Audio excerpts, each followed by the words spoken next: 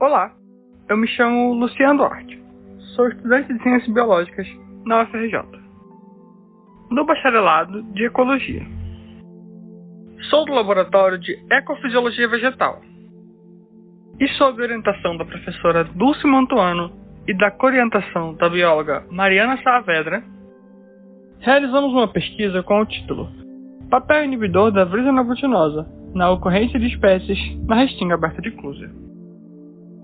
O projeto tem como área de pesquisa o Parque Nacional da Restinga de Urubatiba, que foi criado com a finalidade de proteger as últimas áreas remanescentes de restinga do estado. O parque fica situado na região norte do estado do Rio de Janeiro, abrangendo os municípios de Macaé, Carapebus e Quissamã. A restinga é um ambiente costeiro, e nesse caso, de um lado temos a Lagoa de Carapebus e do outro temos o mar. Os dois não conseguem se encontrar, devido a uma formação de dunas de areia que corta esse encontro da lagoa com o mar. A restinga também possui diversos fatores limitantes, como temperaturas altas, baixa pluviosidade, ventos constantes, salinidade alta, poucos nutrientes no solo e sol intenso. Então, apesar da restinga de Urubatiba pertencer à Mata Atlântica, não são todos os indivíduos que conseguem sobreviver nas restingas, precisando eles então de uma série de adaptações para conseguirem obter sucesso na colonização desse ambiente. É aí que entram no jogo as interações ecológicas. Eu estou falando aqui da facilitação, que pode tornar esse processo de colonização um pouco mais amistoso para algumas espécies. Alguns indivíduos pioneiros, como a clusilariana, são capazes de colonizar o local, mesmo com condições não tão agradáveis. Esse indivíduo tende a crescer bastante e pode chegar até 3 metros de altura, gerando, abaixo de sua copa, um ambiente propício para a colonização de novas espécies. A presença da clusilariana proporciona uma queda na temperatura e uma diminuição da incidência solar, e assim permite que outras espécies possam se estabelecer no local ao longo do tempo. E é assim que se cria na restinga um ambiente que se organiza em moitas. Moitas essas que são um aglomerado de vegetação no meio da areia desnuda, sempre com uma planta pioneira no centro dessa moita. Geralmente, as plantas centrais dessas moitas são as clusas, e é isso que dá o nome a essa porção na restinga. Porção essa que se chama restinga arbustiva aberta de Clusia. Porém, por mais que essa planta, a Clusia, seja realmente a mais presente, outras plantas também são capazes de formar moitas, como o Proteus sicabariba e a Lagoptera arenaria, que são capazes de criar moitas menores. Ao mesmo tempo que a Clusia facilita, ela também pode ser facilitada por esses indivíduos que vivem em seu subbosque. Um exemplo disso seriam as bromélias tanque, que são plantas capazes de armazenar água e são um ótimo ambiente para a germinação, não só de Clusia, mas também de várias outras espécies. Principalmente na restinga, onde o solo é extremamente quente e seco.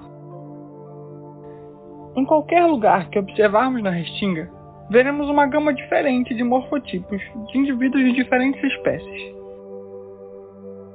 que são capazes de colonizar a mesma moita. Mas quando encontramos uma planta em específico, a Vrisena glutinosa, percebemos que o cenário muda. E isso ocorre porque o crescimento clonal dela é bem evidente, chegando a ocupar o subbosque da moita de Clusia quase que completamente.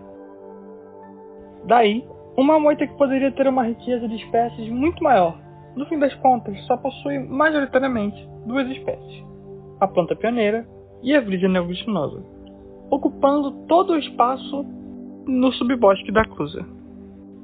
Isso nos leva a falar então sobre um outro processo ecológico, que seria o contrário da facilitação, a inibição. A inibição ocorre quando alguma espécie domina uma área, e essa mesma espécie dificulta o acesso de outros indivíduos a essa área, diminuindo então a biodiversidade da moita. Por isso, o objetivo desse projeto é testar se a Vrisena glutinosa é capaz ou não de inibir as outras espécies na vegetação arbustiva aberta difusa. A Brisena aglutinosa é capaz de se reproduzir clonalmente. Da bromélia adulta surgem algumas folhas que se fecham formando um copo. Desse copo se desenvolve um outro indivíduo. Esse processo pode ser observado em abundância, pois muitas bromélias adultas possuem copos laterais menores, que futuramente serão caracterizados como novos indivíduos. Ela também é capaz de se reproduzir sexuadamente, através de suas flores, e é nesse processo que ela vai desenvolver a heteroblastia, processo no qual as folhas do indivíduo jovem são diferentes das folhas do indivíduo adulto. Aos seus primeiros momentos de vida, essas folhas se aparentam a uma grama, com folhas em formato de agulha e sem uma organização muito aparente. Mas, ao se desenvolver, as folhas tendem a aumentar imensamente a sua área, se organizando em copos, que agora poderão armazenar água, tomando então o formato característico das bromélias. Já quando a reprodução ocorre por clone, esse processo não acontece. Os indivíduos que nascem por reprodução vegetativa derivam das folhas laterais das bromélias adultas, gerando então um novo copo que já apresenta suas folhas no formato característico dos indivíduos adultos. Ao início de 2020, realizamos nossa primeira saída de campo para coletar os dados das moitas com e sem a Brisena aglutinosa. O processo de amostragem das moitas consistia em observar o local e selecionar aleatoriamente as moitas. Observamos o local e os morfotipos dos indivíduos ali existentes, e criamos listas de acordo com o que tinha presente em cada uma das moitas. Também, calculamos o diâmetro aproximado das moitas, para futuras comparações. Dessa forma, poderíamos comparar moitas de tamanhos diferentes. O cálculo do diâmetro foi feito traçando uma elipse e medindo o comprimento maior e o comprimento menor dessa moita. Coletamos um total de 36 indivíduos, que passaram por um processo de prensagem em campo e por um período na estufa, para que pudessem secar por completo. Grande parte já foi identificada, e as demais poderão então ser identificadas em breve, com o auxílio dos guias de campo e de identificação das espécies. O próximo passo, então, é analisar a fitossociologia e traçar um paralelo entre as moitas com e sem a Brisena aglutinosa. Com o auxílio de índices de diversidade e equitabilidade, poderemos então entender se a Brisena aglutinosa é mesmo capaz de inibir a diversidade de espécies ou não. Os dados que temos já apontam uma forte tendência inibitória da veja, pois a mesma, na maioria dos casos, ocupou mais do que 70% da área disponível nessas moitas. Esse é o meu projeto de iniciação científica. Muito obrigado por assistir até aqui. Espero voltar em breve com mais respostas sobre esse projeto.